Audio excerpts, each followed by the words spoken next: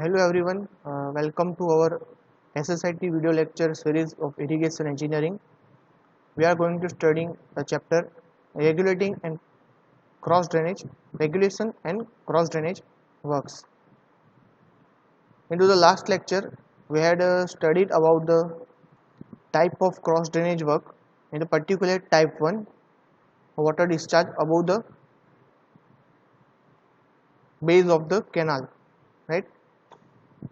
So today we are going to take a new topic. Here you can see into your screen the type of cross drainage work. Type 2, a drainage passes over the irrigation canal. Okay, so let's start and be connected with us. Here is the type of drainage passes over the irrigation has two types. First one is super passage and another one is siphon super passage. Take a look for the super passage. The hydraulic structure in which the drainage is taken over the irrigation canal is known as the super passage. मतलब कि जो drainage है natural river है वो irrigation canal के ऊपर से जा रही है, उसको हम लोग सुपर पैसेज कहेंगे. क्लियर? कैनाल ऊपर है और रिवर नीचे है हमारी, तो वो सब एक्वाडक्ट में आता था, राइट. यहाँ पे कैनाल नीचे से जा रही है और रिवर तो उसी की पोजीशन में ऊपर है, ठीक है, तो उसको हम सुपर पैसेज कहेंगे. The structure is suitable when the bed level of drainage is above the full supply level of the canal. The water of the canal passes clearly below the drainage. इस type का structure वहाँ पे suitable रहता है जहाँ पे bed level of जो drainage है वो कैनाल के फुल सप्लाई लेवल के ऊपर हो, ठीक है. ऐसे में क्या होता है कि जो हमारी ड्रेनेज होती है, नेचुरल रिवर सिस्टम होती है, वो इजीली आप लोग देख सकते हो, विजिबल होता है कि कैनाल के ऊपर से मूव कर रही है. ऐसे केस में हम लोग सुपर पैसेज क्रिएट करेंगे. फिगर देख लो आप उसकी. I will throw you to the imagination figure. Okay, so here is your canal bed, right? It is at the full supply level and the canal bed level. This is your natural system which has the high flood level and SBL, clear, the bed level. You can easily see that the natural system has bed level is above the full supply level. Here is the figure which is you have to drawn into your GTU examination. Here is your canal. In aqueduct, here is your natural system, but in this case, in super passage case, it will replace with the canal, right? Here is your main mill canal, and in this direction you can see your stream, natural stream. So you have to make this type of system to transfer the natural stream without affecting this your canal, right? This is called your super passage. Easily you can see the bank of canal and the full supply level and the base of the stream bed level is above from the full supply level. Now take a look for the siphon super passage.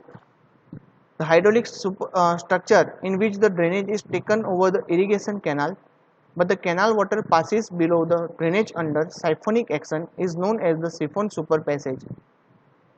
This structure is suitable when the bed level of drainage is below the full supply level of the canal. It is equal terms, right? ये जो सिफोनिक action है वो दोनों के अंदर same रहेगी, chiffon एक्वाडेक्ट और chiffon super passage में, बट टर्म चेंज कहाँ पे हो जाती है? प्लेसमेंट में चेंज हो जाती है. जहाँ पे पहले नेचुरल ड्रेनेज सिस्टम थी वहाँ पे कैनाल आ जाती है, और जहाँ पे पहले कैनाल था वहाँ पे नेचुरल ड्रेनेज सिस्टम आ जाती है. बाकी सब प्रोसेस सेम रहता है उसके अंदर. फिगर पे आप लोग कॉन्सेंट्रेट करोगे तो आपको पता चलेगा. यहाँ पे आप सिंपली देख सकते हो जो फुल सप्लाई लेवल है और जो स्ट्रीम का बेड लेवल है वो एक दूसरे के अंदर इंटरसेक्ट हो रहे हैं, मर्ज हो रहे हैं. ऐसे केस में क्या होता होगा कि जो कैनाल का पानी है, ठीक है, वो सिफोनिक एक्शन के अंदर मूव हो रहा है. नेचर बिल तो नॉर्मल रहेगा, लेकिन कैनाल का पानी सिफोनिक एक्शन से मूव करने वाला है. यहाँ पे फिगर देख लो आप. जो नेचुरल सिस्टम थी वो पहले सिफोन एक्शन में मूव होती थी, अब यहाँ पे कैनाल का पानी वो सिफोन एक्शन में मूव हो रहा है। जो स्ट्रीम जा रही है वो तो अपने नॉर्मल वे में ही जाने वाली है, क्लियर। बट यहाँ पे जो कैनाल का पानी है वो सिफोन एक्शन में मूव कर रहा है। यहाँ पे ये फिगर है, ध्यान से देख लेना, अगर ना समझ में तो एक बार अपने नोटबुक के अंदर इसको उतार देना तो आपको ज़्यादा समझ में आ जाएगा। जीटीयू के अंदर आपको सेम फिगर ड्रॉ करनी है ये वाली। Now take a look for the type 3 drainage and the canal intersect each other at the same level। दोनों का लेवल सेम रहेगा, तो यहाँ पे मैं उसको लेवल क्रॉसिंग कहूँगा या फिर इनलेट और आउटलेट से निर्देश दूंगा, ठीक है। तो लेवल ऑफ क्रॉसिंग की बात करते हैं। When the bed level of canal and the stream are approximately the same and quality of water in canal and stream is not much different, the cross drainage work constructed is called level crossing, where the water of canal and stream is allowed to mix. With the help of regulators both in canal and streams, water is disposed throughout the canal and stream is required quantity. Level crossing consists of following component. First one is crest wall, second one is stream regulator and third one is canal regulator। तो इसमें क्या कह रहे हैं ये लोग, जब पानी एक ही नेचुरल स्ट्रीम में से अगर मैं कैनाल में पानी ले रहा हूँ तो दोनों का जो टाइप होगा वो सेम होगा, दोनों की इम्प्योरिटी सेम रहेगी, क्योंकि सेम नेचुरल स्ट्रीम में से वो मैं पानी डाइवर्ट कर रहा हूँ। ऐसे केस में अगर कैनाल और आपकी नेचुरल स्ट्रीम मर्ज हो रही है तो वहाँ पे मैं उसको मर्ज होने दूंगा, ठीक है, मुझे उससे डाइवर्ट करने की कोई ज़रूरत नहीं पड़ेगी। सिर्फ उसके अंदर जो कंपोनेंट हो गए वो मुझे ऐड करने पड़ेंगे, जैसे कि क्रेस्ट वॉल, स्ट्रीम रेगुलेटर और कैनाल रेगुलेटर, उसको मैं लेवल क्रॉसिंग कहूँगा। फिगर देखते हैं यहाँ पे, high flood level, full supply level, SBL सब एक दूसरे के अंदर मर्ज हो रहा है, क्लियर। दोनों का लेवलिंग भी सेम है, यहाँ पे एक दूसरे के अंदर मर्ज होगी तो कोई फर्क नहीं पड़ेगा। सिर्फ डाइवर्जन ना हो जाए इसके लिए मैं वो बाकी की जो तीन चीजें मैंने आपको बताई थी, क्रेस्ट वॉल, स्ट्रीम रेगुलेटर और कैनाल रेगुलेटर, में उसके अंदर इंसर्ट करवाऊंगा यहाँ पे सिस्टम के अंदर। फिगर देख लेते हैं उसकी, इस किस्म की रहेगी, clear.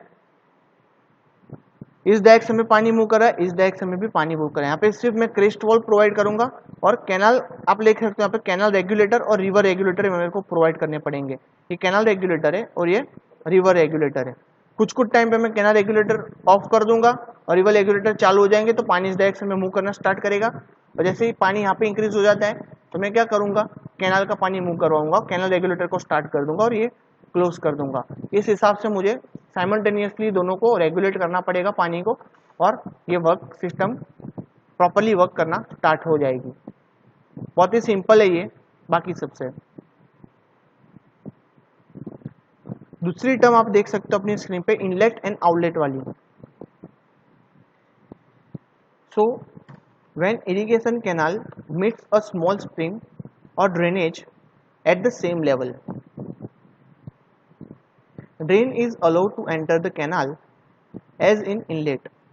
At some distance from this inlet point, a part of water is allowed to drain as outlet, which is eventually meet the original stream. Stone pitching is required at the inlet and outlet. The bed and bank between the inlet and outlet are also protected by stone pitching. This type of cross drainage work is called the inlet and outlet. यहाँ पे वो कहना चाहते हैं कि जब हम canal बनाते हैं तो कैनाल की जो रूट होती है वहाँ पे कहीं ना कहीं कोई रिवर जो है, छोटी सी स्ट्रीम है, वो इंटरसेक्ट कर रही है और दोनों का लेवल सेम है, तो वहाँ पे हमें क्रॉस ड्रेनेज जैसा वर्क प्रोवाइड करने की ज़रूरत नहीं पड़ती।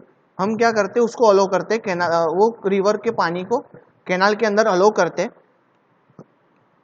वही पानी आगे जाके उसी रिवर के अंदर कहीं ना कहीं आउटलेट हमें मिलेगा, वहां पे हम उसको छोड़ देंगे। मतलब एक पॉइंट से हम पानी को रिसीव कर दे, दूसरे पॉइंट जो आउट उसको हम इनलेट कहेंगे जहाँ पे मैं रिसीव कर रहा हूँ पानी को, और आगे जाके दूसरे पॉइंट्स पे मैं उसको आउटलेट दूंगा, ठीक है, जहाँ पे मैं वो पानी को छोड़ दूंगा, और वही सेम नेचुरल सिस्टम होगी वहाँ पे रिवर की, क्लियर।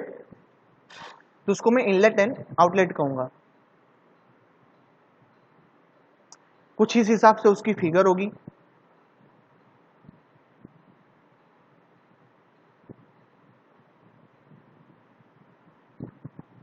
ये जो स्ट्रीम है आपकी वो इस डायरेक्शन में मूव करिए, मेरी कैनाल इस डायरेक्शन में जा रही है, ठीक है। मैं क्या कर रहा हूँ, छोटी सी स्ट्रीम है तो उसको कैनाल के पानी के साथ इंटरसेक्ट होने दे रहा हूँ। अब ये पानी यहाँ पे इंटरसेक्ट हो रहा है, वहां से मैं दूसरी एक जो स्ट्रीम है, ये स्ट्रीम ऐसी मेंडर हो रही है यहाँ पे, ठीक है, ये मेंडरिंग वाली स्ट्रीम है, ऐसी स्ट्रेट स्ट्रीम नहीं है जा रही है। तो मैं इसको यहाँ पे अलाउ कर रहा हूँ, वो पानी वहां से वापिस स्ट्रीम में चला जाएगा और अपनी कैनाल का पानी भी इस डायरेक्शन में मूव कर रहा है। तो ये होगा उसका इनलेट, ये होगा उसका आउटलेट। क्लियर? बहुत ही सिंपल ही इनलेट आउटलेट पोर्शन भी। नाउ हम बात करेंगे new topic, selection of type of cross drainage work के बारे में। हमने जो चारों की चारों सॉरी 6 की 6 जो टाइप्स हमने पढ़ी, ठीक है। कैनाल नेचर सिस्टम का बेड जो अप होगा, नेचर सिस्टम का बेड जो नीचे होगा, और दोनों इंटरसेक्ट होते हुए 3 पोर्शन टाइप्स थे। उसमें पहला टाइप था हमारा एक्वाडक्ट एंड सिफोन एक्वाडक्ट, दूसरा टाइप था हमारा super passage and siphonic super passage, तीसरा टाइप था हमारा इनलेट एंड आउटलेट और क्रॉस ड्रेनेज। क्लियर? 6 के 6 टाइप हमने पढ़ लिए। अब इसमें से कौन सी टाइप हमें कब यूज करनी है ये हमें पता होना चाहिए, ठीक है। तो उसके लिए टॉपिक है ये selection of type of cross drainage work. तो you can see onto your screen that the following factor should be considered. First one is relative bed level. According to the relative bed level of the canal and the river or drainage, the type of cross drainage work are generally selected which has been discussed earlier. But some problems may come at the crossing point. The following points should be remembered by recommending the type of work. First one is the crossing should be at the right angle to each other. Right angle means 90 degree. B. Well defined cross section of the river or drainage should be available. Third point, at the crossing point the drainage should be straight for a considerable length. कुछ length तक हमें उसको straight रखना है, ठीक है, मेंडर नहीं होने देना या फिर कर्वेचर नहीं प्रोवाइड करने। Fourth point, the width of the drainage should be narrow as far as possible.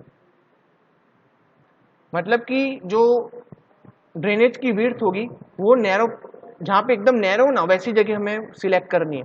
Wide होगी तो हमारी कंस्ट्रक्शन कॉस्ट बढ़ जाएगी कैनाल की, तो नैरो जगह होगी वहाँ पे लेस अमाउंट ऑफ हमें ब्रिज प्रोवाइड करना पड़ेगा।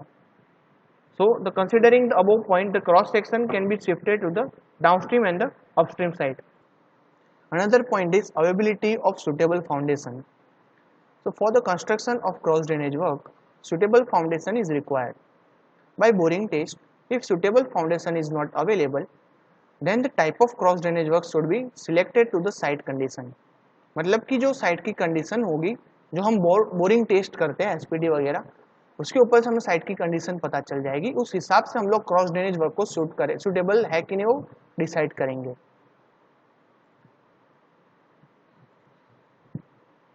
Then economical consideration. Obviously economical consideration is play a main role in all the construction work. Obviously that the cost of construction of cross drainage work should be justified with the respect to the project cost and overall benefit of the project. So the type of work should be selected considering the economical point of view. मतलब कि जो हम लोग cross drainage work बनाने वाले हैं, construct करने वाले, उसके अंदर हम लोग पहले देखते हैं कि प्रोजेक्ट की ओवरऑल कॉस्ट में कितना उसका रोल रह रहा है। साथ साथ में जो हम प्रोजेक्ट सिलेक्ट किया, इरिगेशन कैनाल का पर्पस जो है, ड्रिंकिंग हो, इरिगेशन हो, उससे उसको ओवरऑल प्रोजेक्ट का बेनिफिट्स कितना हो रहा है, ठीक है। ये दोनों चीज़ को मैं ध्यान पे रख के जो क्रॉस ड्रेनेज वर्क की कॉस्ट है वो डिसाइड करूंगा। अगर बहुत ही ज़्यादा कॉस्ट बढ़ रही है, बेनिफिट्स बहुत कम हो रहे हैं, तो ऐसी जगह पे मैं क्रॉस ड्रेनेज सुटेबल है ऐसा नहीं कह सकता, ठीक है। वहां पे मुझे ये स्किप करना पड़ेगा क्रॉस ड्रेनेज वर्क का काम। Then another point is the discharge of the drainage. Practically the discharge of the drainage is very uncertain in the rainy seasons, so the structure should be carefully selected so that it may not be destroyed due to the unexpected heavy discharge of the river or drainage। मतलब rainy season में आप लोगों को पता है कि हर एक जगह पे एक जैसा पानी नहीं रहता, रिवर्स बहुत ज़्यादा ओवरफ्लो हो जाती है, काफ़ी बार फ्लडिंग हो जाता है। तो ऐसे केस में जब मैं क्रॉस ड्रेनेज वर्क बना रहा हूँ तो मुझे पास्ट के डेटा को ध्यान में रख के, जो फ्लड डेटा है वो ध्यान में रख के मुझे क्रॉस ड्रेनेज वर्क का कंस्ट्रक्ट करना पड़ेगा। ठीक है, अगर फ्लडिंग बहुत ज़्यादा मात्रा में हो रहा है तो ऐसे केस में मैं एक्वाडक्ट सिलेक्ट करूँगा ऑब्वियसली, कि पानी जो है उसके जो बेड लेवल है कैनाल का और पानी का जो हाई फ्लड लेवल है वो एक दूसरे को इंटरसेक्ट नहीं कर रहा, बहुत नीचे से जा रहा है, तो मैं एक्वाडक्ट सिलेक्ट करूँगा। अगर मेरी कैनाल का जो लेवलिंग है वो बहुत नीचे है और कैनाल बेड ऊपर है, सॉरी कैनाल बेड नहीं, ये जो रिवर का नेचुरल रिवर स्ट्रीम का जो बेड है वो ऊपर जा रहा है, तो ऐसे में मैं सिफोन एक्वाडक्ट सिलेक्ट करूँगा, राइट, सॉरी सुपर पैसेज में सिलेक्ट करूँगा, सिफोन एक्वाडक्ट नहीं, सुपर पैसेज को मैं सिलेक्ट करूँगा, क्योंकि दोनों के अंदर डिफरेंस रहेगा। जो कैनाल का फुल सप्लाई लेवल है और नेचुरल स्ट्रीम का जो बेड लेवल है वो एक दूसरे से मर्ज हो रहा है, फिर नीचे से जा रहा है कैनाल का bed level, full supply level, right. तो मैं ऐसे केस में सुपर पैसेज को सिलेक्ट करना ज़्यादा सुटेबल मानूंगा। देन लास्ट टॉपिक देखते हैं हम लोग selection of type of cross drainage work के अंदर, तो वो है discharge of drainage. So practically the discharge of the drainage is very uncertain in rainy season। Sorry construction problem की बात करूंगा नेक्स्ट टॉपिक पे। कंस्ट्रक्शन प्रॉब्लम्स लेते हैं हम लोग। A different type of construction problem may arise at the site such as subsoil water, construction material, communication, availability of land, etc. So the type of work should be selected according to the site condition। जब हम लोग construction start करते हैं तो उस time काफ़ी problems create होते हैं साइट के ऊपर, जैसे सब सॉइल वाटर होगा, मतलब उसको ग्राउंड वाटर टेबल कहते हैं। आप लोगों को पता होगा, आपने सॉइल मैकेनिक्स वगैरह में भी पढ़ा है इसके बारे में, और जीएजी में भी पढ़ा था ग्राउंड वाटर टेबल के बारे में। देन कंस्ट्रक्शन मटेरियल, जो मटेरियल हमें मिलेगी कंस्ट्रक्ट करने के लिए, like then availability of material, वो भी एक इम्पोर्टेंट टर्म रहेगा।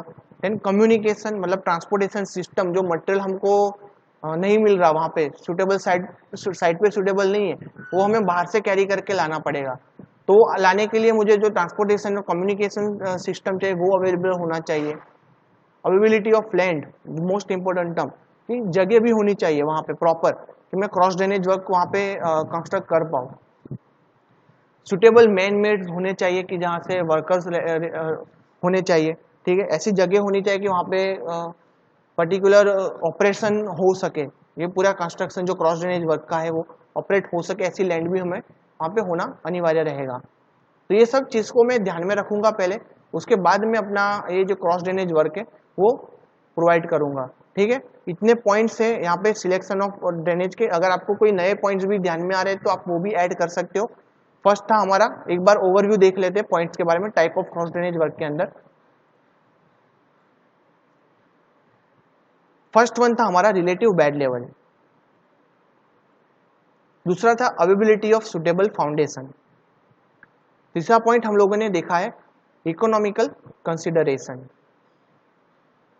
फोर्थ पॉइंट था हमारा डिस्चार्ज ऑफ ड्रेनेज, और लास्ट में हम लोगों ने देखा कंस्ट्रक्शन प्रॉब्लम्स, जैसे कि ground water table, availability of construction material, availability of man mades, proper transportation system, availability of land.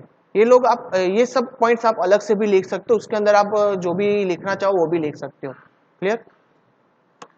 सो ये सब थे type of cross drainage work के बारे में। आज आप लोगों ने देखा ये type of cross drainage work और type of cross different system of the cross drainage work, जैसे कि सिफोन एक्वाडक्ट एंड आउटलेट और क्रॉस ड्रेनेज।